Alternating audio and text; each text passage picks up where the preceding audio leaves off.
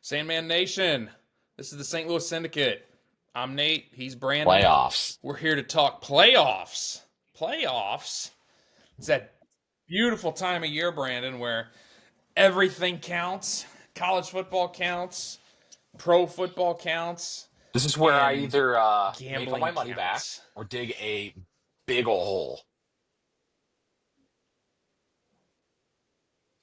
Right. Yeah, absolutely. I mean, because you got to press, right? All good golfers Well, the know that you games got get to so much press more when you're down. serious. So, same thing happens I here. I, I get the sense that half the time everybody's just effing around Oh, yeah. and blowing these lines. This, everybody's playing for every inch, every point, and I think it works out better for how I look at the teams.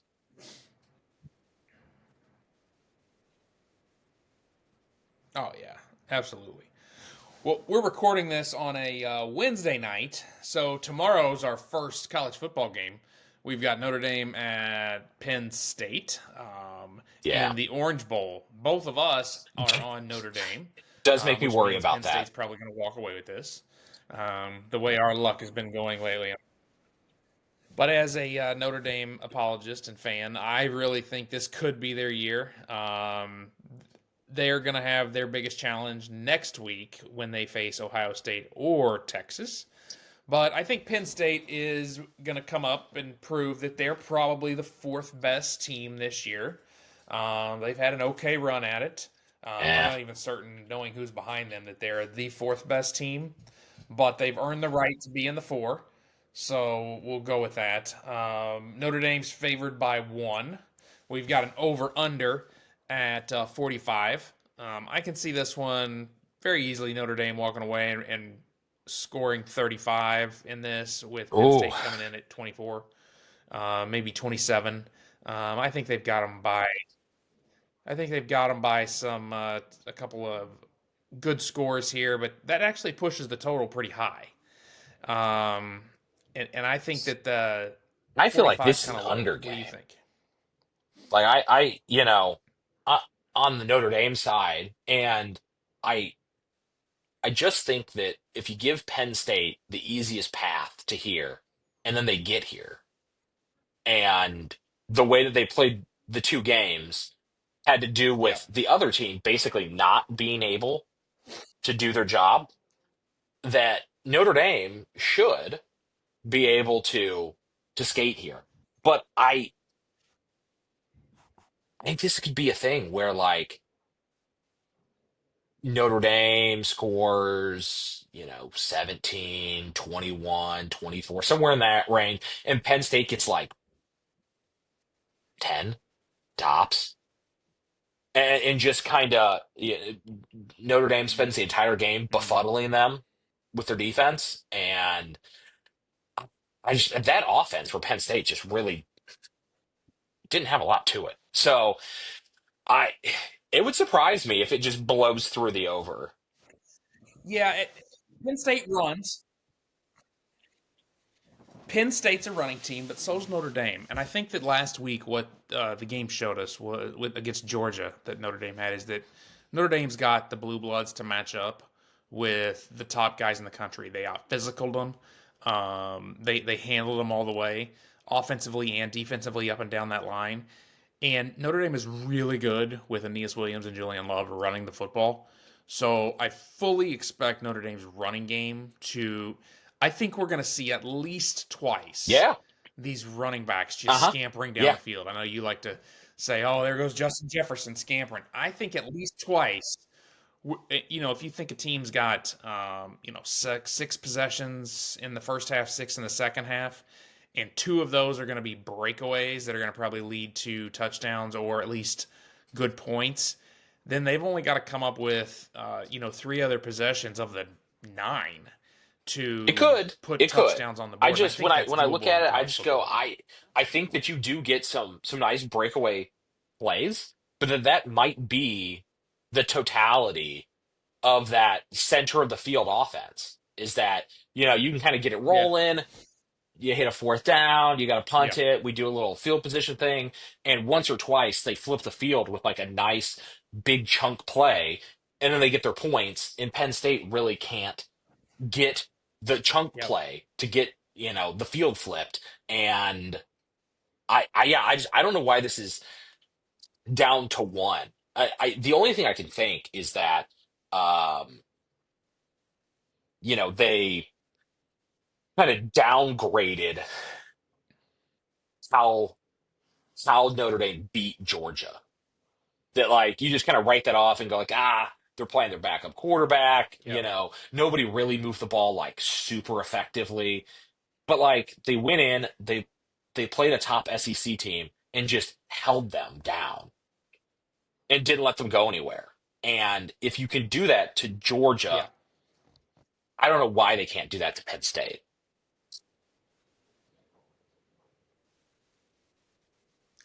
And they should be able to do it to Penn State. I think that I'm a little surprised as well that this is still one, especially knowing that Notre Dame is a one of those teams, right? They're like the Yankees, like the Cowboys, they're like the Raiders. Money's going to come in on them. So I'm a little surprised that that's what we're seeing in terms We're one and a of half the right numbers. I'm actually now. going to make a quick look real quick. It looks it's at 1.5. I see that 60% of the bets and 58% of the money is on Notre Dame. Um, and that's only 46,000 bets, and that's on Vegas. So I'm anticipating that as we near tomorrow, and this is actually probably going to be, I heard some of the Vegas guys talking, this is going to be the second biggest Oh, weekend for other than sure. Super Bowl Sunday in Vegas for the year because you got Yeah. college football playoff, wild card, wild card, wild card, wild card. So it's a massive weekend. So there's probably going to be a heavy rush on bets placed um, coming tomorrow. If you're betting in the open market, monitor that and see if any heavy money's coming back on Penn State or if Notre Dame runs away with it. Yeah. That should give you an indication of where the sharps are playing their bets.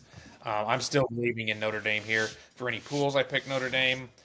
In El Perfecto, I picked Notre Dame, so I'm sticking with that, even though I was kicked out of El Perfecto in week one.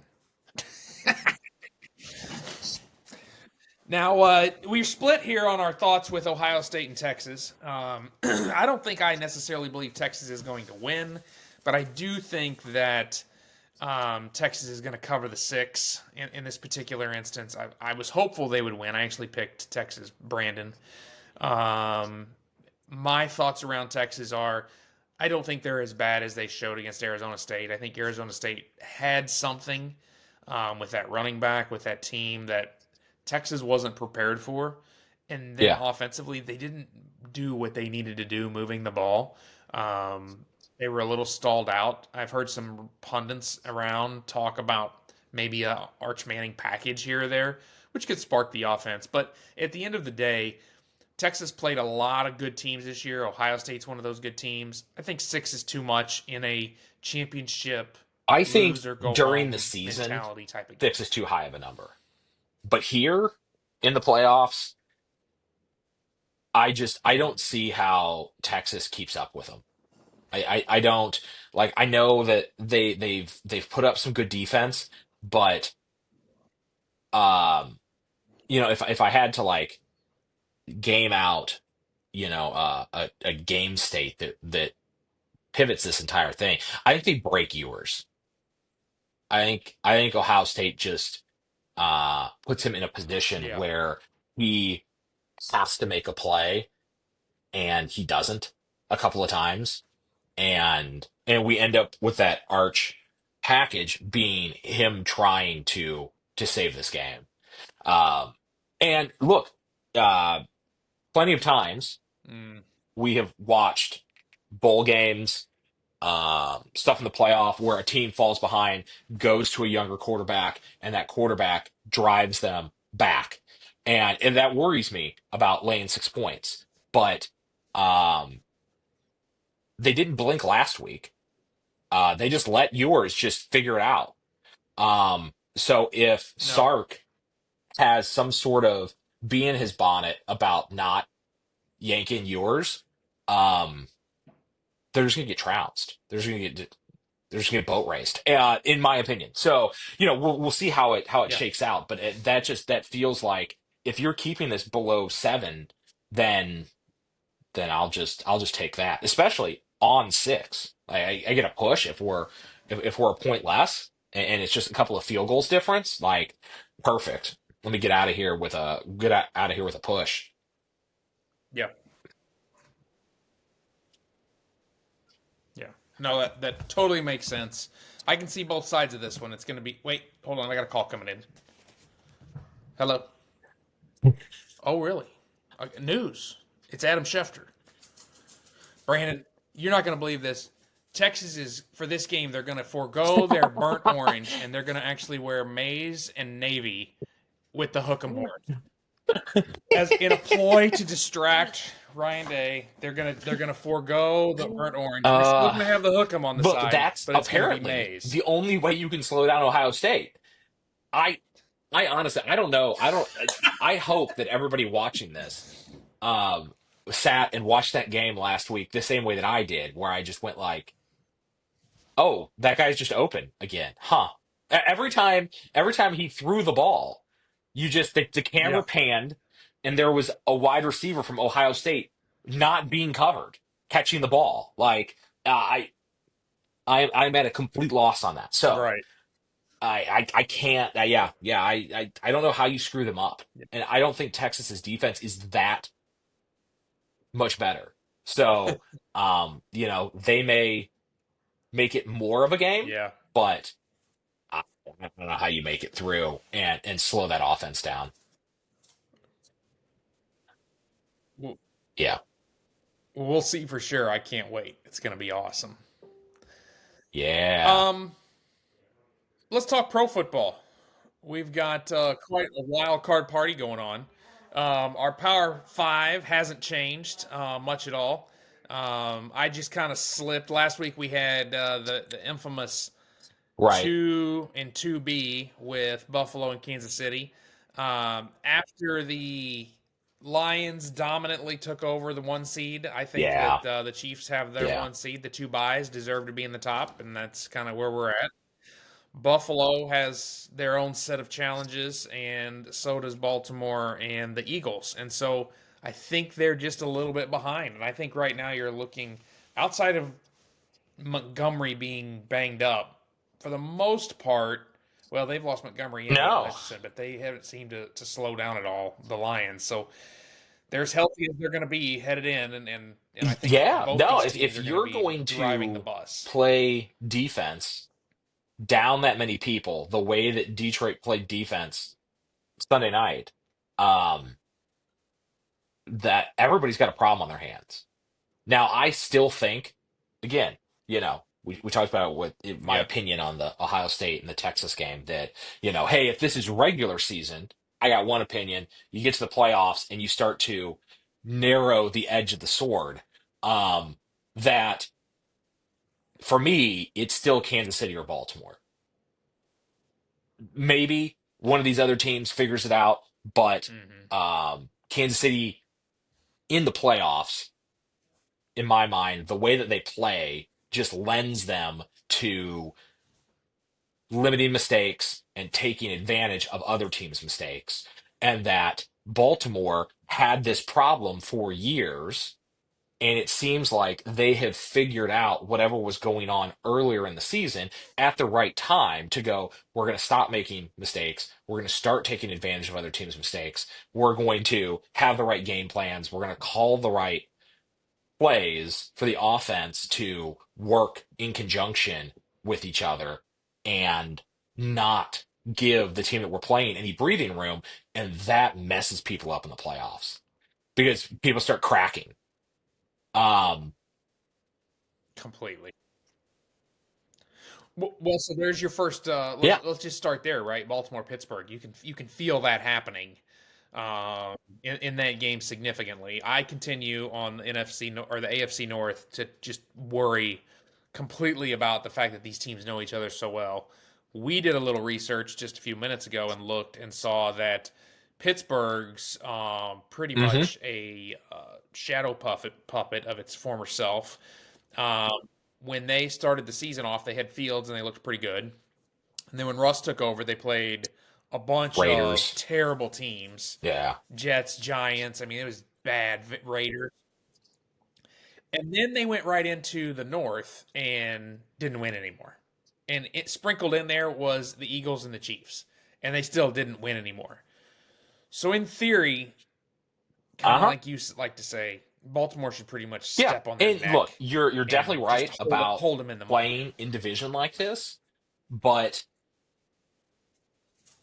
you have the team that's been there a bunch, or at least their more key players have been there the last couple of years, and they haven't been able to get over the hump.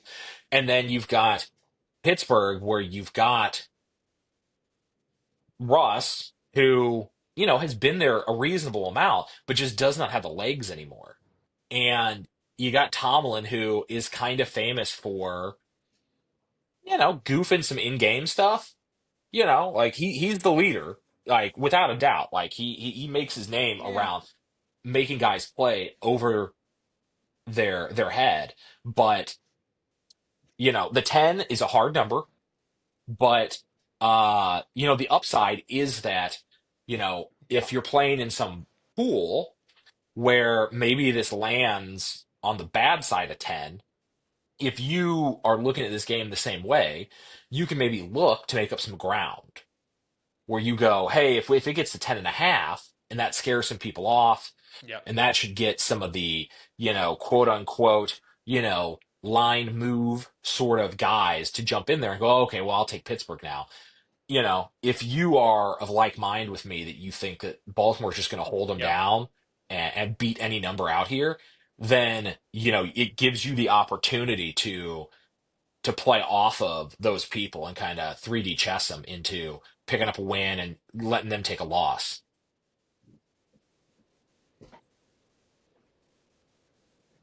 Yeah, I like that approach. I think Yeah. that's something to definitely think about, especially if you've got pools that you're playing in.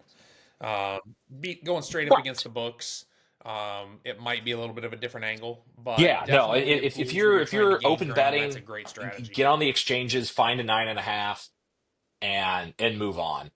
You know, because they're going to be out there, they're going to be available unless there is just an incredible amount of money that pours in on this game and pushes it up to 11 or something like that.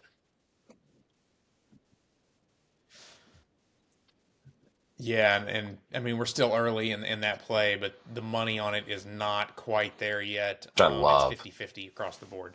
That's 50 money, great. 50 money. 51% of the bets on Pittsburgh. So there's only 34,000 bets that have come in on this one as well. So Sure. once again, I expect Everybody Friday land and start afternoon having some for fun. this to be moving. Houston, yeah, they got to get there and start betting, man. Houston and the Chargers. Personally, for me, this is an easy one. I don't bet against a Harbaugh in this situation.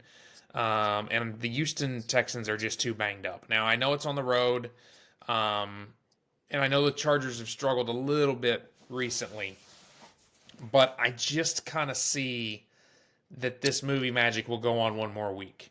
And then I think it'll be the end of the Chargers road after that. But I think they got this one, and I think the 3 is a number they'll cover. I think sitting right now, it is sitting at 3. It started at 2.5. If it leans back towards 2.5, Yeah, I tend definitely to I'm all over the agree. I'm Chargers. trying to find a way to bet the other side. This feels like one of those ones that you go like, this is so clear cut.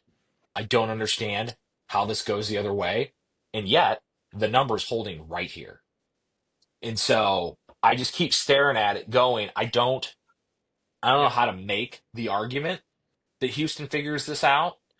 Um, with especially with Dobbins healthy. Like he changes the way that offense works to open up Herbert to be able to throw what he wants to throw. Um, but I I guess I'm gonna get stuck on the Chargers, especially if they're at 2.5. I don't know how I'm gonna come up with a way to talk myself out of that. It just feels the wrong side. And for the record, the wild card weekend is always a challenge because you feel like a lot of these you should know, right? You're talking about teams that are in the seventh slot, the sixth slot, playing against teams that are in the second slot. And there is a discrepancy, right? And we've talked about this through the top five power rankings and top five dreaming all season, where the discrepancy is clear between the top five and the others. And in this particular instance, Baltimore is clearly in that Yeah, place. This without Chargers a doubt. Houston team, they always hung out in the dreaming. They never made it to the top five, so it's a little bit more muddy. Moving down to the next game, it's the Denver Buffalo, right? Denver always kind of was hanging out in the dreaming, but Buffalo's always been one, two, or three, and that's just who they are, and they're a nine. And people fell in love with what Bo Nix and Denver did running up and down the field against the Chiefs' fourth team last week. That wasn't a good indicator, and I think that this line plays into that just a little bit. Buffalo should be up by 11 and a half or 12. This is this that Buffalo's a good the team, and they're one at home. watching these two games most recently where Buffalo played New England and they obviously the last game of the season, you know, Buffalo was kind of in their spot and whatever.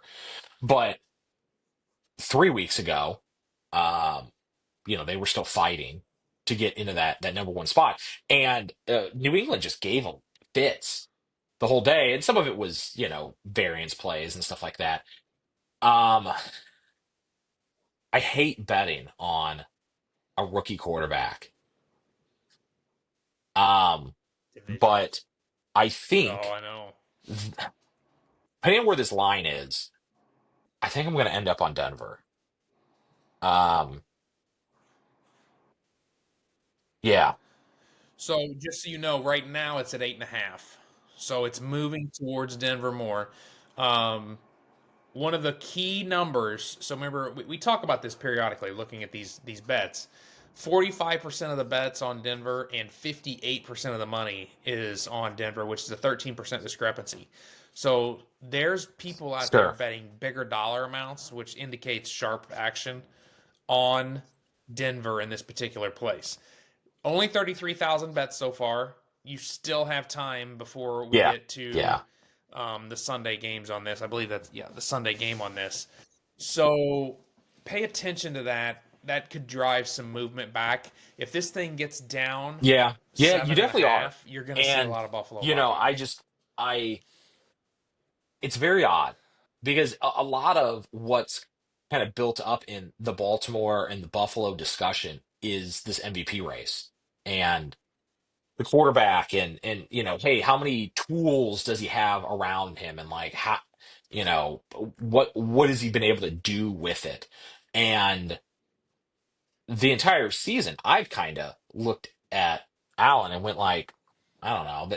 They say that Lamar's got so much more to work with. Kind of. I think, Buffalo got better.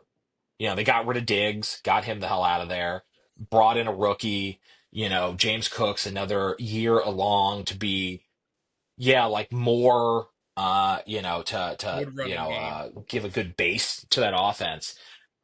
And they still have these sputtering starts and stops in some games, and in some games they just go out there and they just cook everybody.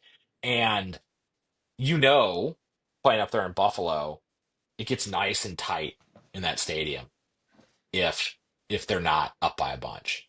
If it's going back and forth, Denver might make a couple of plays. It starts to It's get real breathy in there.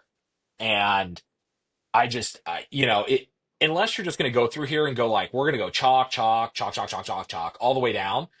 This is the game that just goes. You got Sean Payton. You got an old rookie. He hasn't really been the driving force of the offense necessarily. old rookie. Um, the defense has played well, and if you're going to give me more than a touchdown, that might be where I lay my bet at.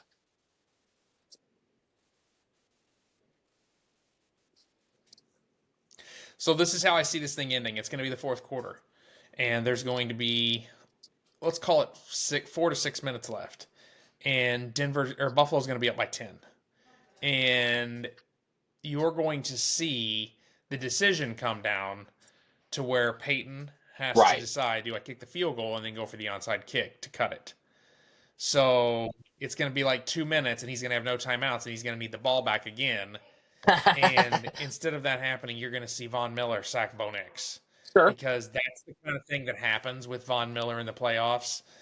And that's how it's going to end. And you're going to end it right there. And the 10 points is It, going to hang because of I mean, Buffalo's defense, not because of that Buffalo's is offense. right. I mean, that's what happens to rookie quarterbacks. That's why historically I just went, I'm going to blindly Yep. bet against guys that, not even rookie quarterbacks, guys that are getting there for the first time. That this is the first time that they've played on this weekend. Um, Yeah. Well, let's talk about another rookie quarterback. While you're on it, I mean, there's another Sunday game, Tampa and Baker versus yeah, Jaden Daniels and the yeah. juggernaut of a Washington offense. I think I have to be on Tampa. -3. Maybe it makes its way down before it kind of locks Yeah, in some of these contests into the 2.5 range, hopefully. Um, but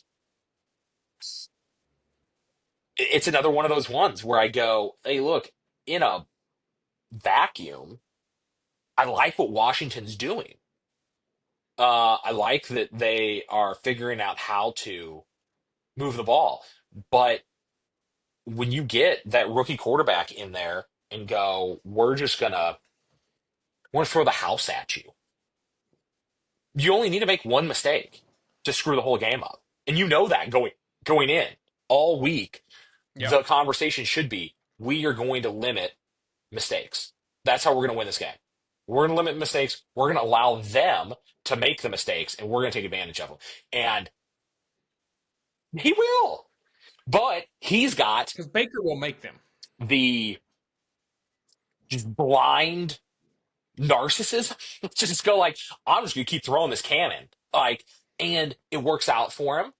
Um, Most of the time. Um, so yeah, It's where fun. are you leaning on this?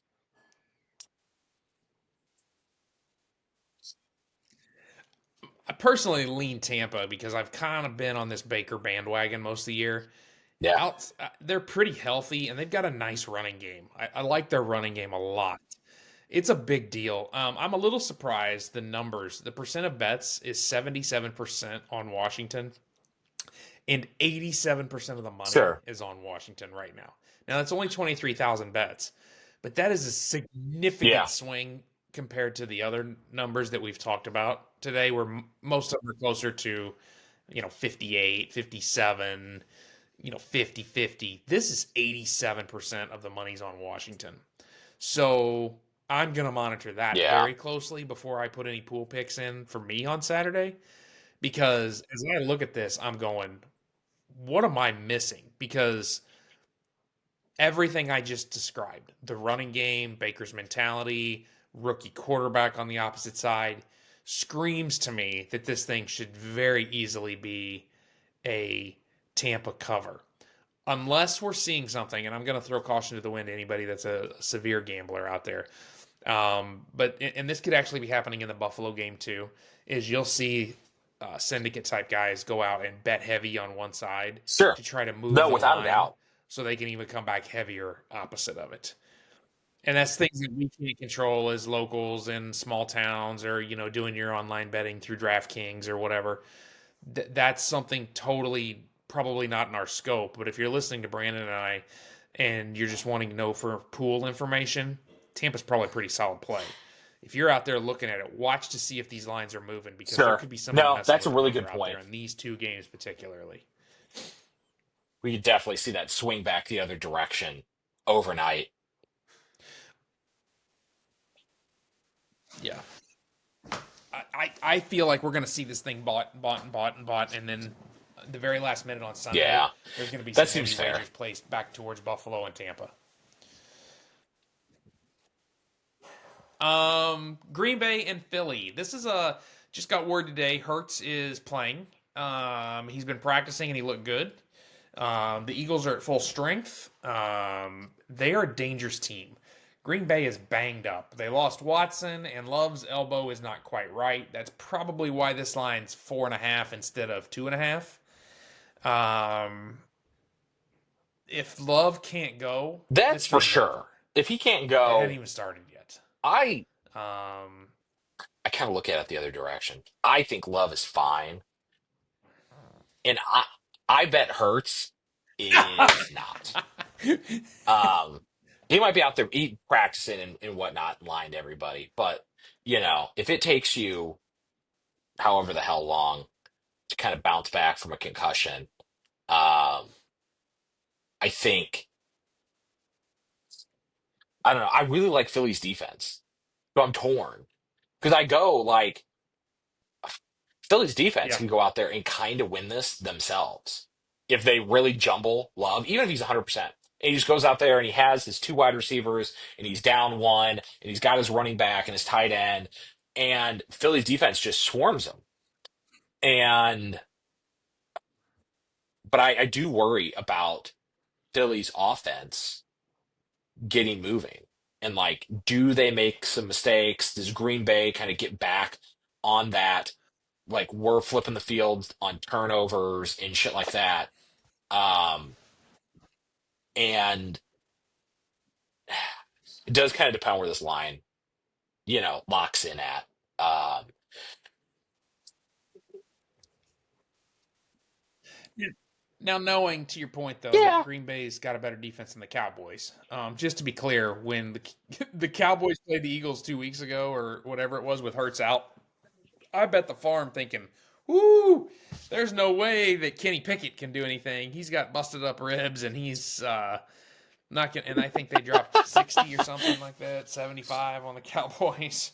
So I know that the Packer defense might be a little bit better than the Cowboys, but maybe not that much better. I think the Eagles just have a little bit better depth, and to your point, that defense was pretty good. So if without Watson and with a banged up Love, I I, think I that's play where I'm going Philly's to end defense up. before I go I, Green I Bay think I'm here. going to end up So on Philly, that's but I that's my do. lean with you. I do just look at that offense when like Hurts isn't 100% and just go like they have such a wide combination of outcomes that if you told me that like Green Bay steals a pick six, they run one in, and then we're like going into the fourth quarter and it's like 14-9 Green Bay, that you go, okay, yeah, I mean, I could see that being the outcome, and then I don't want to be laying 4.5, 5.5, any of that. Going, I need them to score twice. You get into that realm where Philly, even if they do get ahead, then it's clock management. Let's run this game out and shorten this thing and not try to score again. So I don't know, but it does seem like you always have that wild card weekend where a couple of these games are just flat ass like blowouts. And I don't, in my opinion, this is the one along with Baltimore that we might just see Philly get out there and just embarrass Green Bay, and that be the extent of it. Yeah, I agree. Yeah. That's I Uh-huh. actually when I look at this, it's kind of Yeah. set up for us. On the right, I feel like Yeah. those will be dominating games, and on the left, I think these are going to be the closer games. But we'll see. You brought up a point earlier, and I want to touch on it real quick. You're like, oh, we're just going to go chalk on everything. But it's important to note. Go research historically chalk versus the dog plays in the wild card weekends because there is some trends around that. There's a lot of studies and trends. I actually just pulled up really quick some things, and it talks about home teams in the playoffs. And so credit to Steve McKinnon at VSIN for this. I can't take any. He did all the work on this, but I like looking at these things. Like first time playoff quarterbacks, we mentioned that quarterbacks starting their first playoff game in the NFL have Yeah. gone 12 and 23 straight up and 14 and 21 against the spread since 2014. So they just don't do well. Um, and if they're playing as a dog, they're only 9-26 straight up and 13-21 against the spread. So It that doesn't bode doesn't well bode for a well for couple of these Jaden guys, Daniels right? at all. Um, And one more. or Bo Nix We got at one more guy all. coming back. No, no, his first playoff game though. Who's the other rookie? Mr. Future Hall of Famer Sam Darnold going all the way Oh out to yeah, LA to play yeah, his first playoff yeah. That's game right. That's as a right. short Right, right. favorite. Yeah, yeah. Um, and That's in right. looking at those going, I yeah, it's just another game. Except for that, it's the culmination of your entire season. If you don't win, you don't get to play again next week. So stew on that the night before while you're laying your head down going to sleep. So, Yep, like, yeah, I, on these ones where you yep. have more seasoned quarterbacks that have at least, got their toes wet and have done this and played one or two and have a routine or a sense of, here's how we're going to do it. That's one of my biggest things when we look at this last one down here in Minnesota and the Rams is you go, I got Stafford and then Sam Darnold. And, Darnold's got some weapons, Yeah. I just but Buck's one of he them. is favored though, so that bucks that trend. He's not a dog. Yeah. But there is one for their first playoff games, regardless of matchup, and that's still 22-41 against the spread. Uh-huh. They don't do well. Is this really his No, first this is the first time he's start? played a game When that he was with has the meant Jets, he didn't anything start a this year. playoff Like game. you play for the Jets, you play for Carolina, or like Wow. one of the week 6 games it was more important than any game he ever played in those other two franchises. So, Yeah, no, that's true. So, me. all right. So this is going to I've be shit interesting, on right? And Minnesota you're going all to like year. Stafford in that at Was pretty home. wrong about it. Got to last week, Yeah. went, I think they got this. They just get rushed. And I go, you're not going to get me again. I'm not doing this. I'm not betting. I'm not sitting here on Monday night after working all day watching my bet go away on Sam Darnold. I'm not doing it. Nobody's going to get me to do it. I don't care.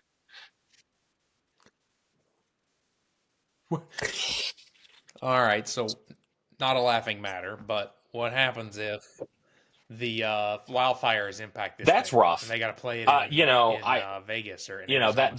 that ends up being rough for everybody. And like, I don't know how you take that into account. I mean, I think that, that tells me, let's lean on the veteran coach, the veteran quarterback, the veteran wide receiver, even though Cup hasn't done anything for Yeah. half this season. He's still the guy, he's been around longer than all the wide receivers on the they do. The Rams have weapons, Uh-huh. man. They have weapons. It's just you're going to Yeah, see they're either gonna Jetta figure out running a way down to the stop. sidelines like you always talk They about. gotta get to Darnold I'm going to turn the game before on and there's going to be Jetta. those two wide receivers can get down the field. And if they can figure out how to do it the way that Detroit figured out how to do it last week, and I'm sure McVay is sitting in his office right now working on that. How do I do it in a little bit of a different way so they don't see it coming? Then, that's where we're at. And I just go, I'm not like, if Sam would have won that game last week, I got a whole different sets. You put them going Mm, and, sitting out a week and Detroit going to LA, that's a much harder choice for me because I think that Dan Campbell is yeah. going to have their guys pissed if they have to play this weekend. But Minnesota, this was supposed to be Yeah. chilling year. Their new quarterback gets injured. Hey, we got this retread. We'll give him a shot, and then they win 14 games. This is all a cherry on top. This is And I bonus. get it. The guy's on the field. I'm sure, are very serious about this and think they can go win the Super Bowl. But I just don't think they have the horses to.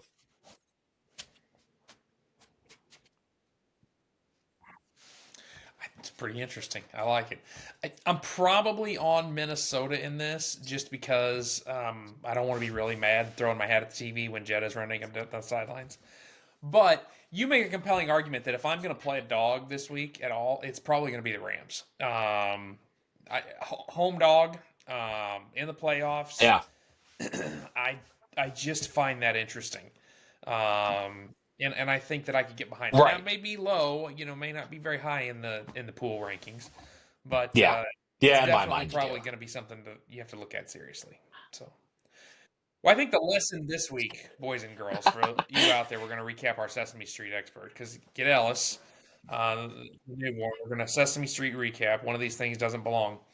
The recap Sure. is that you need to make sure you're paying attention to how the lines move, because throughout all these games, college and or pro, there's been some initial lines played. There's been initial line Or at movement, least and then I think there's historically. going to be some movement Historically, coming that's how back it's the other worked. way. So make sure Now, that you're paying attention everybody to that. that bets for a living has been getting kicked Yeah, in the and undercarriage maybe not. for 5 months now, betting the way that we've all bet for the last, 30 Yeah, years or whatever.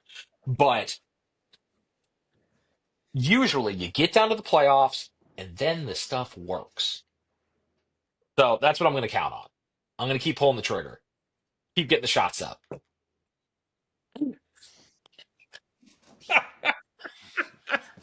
all right. Well, you heard it here first. That's what he's counting on. You Cheers, guys, good guys. luck with your picks. We're the St. Louis Syndicate. I'm Nate. He's Brandon. Have a great weekend.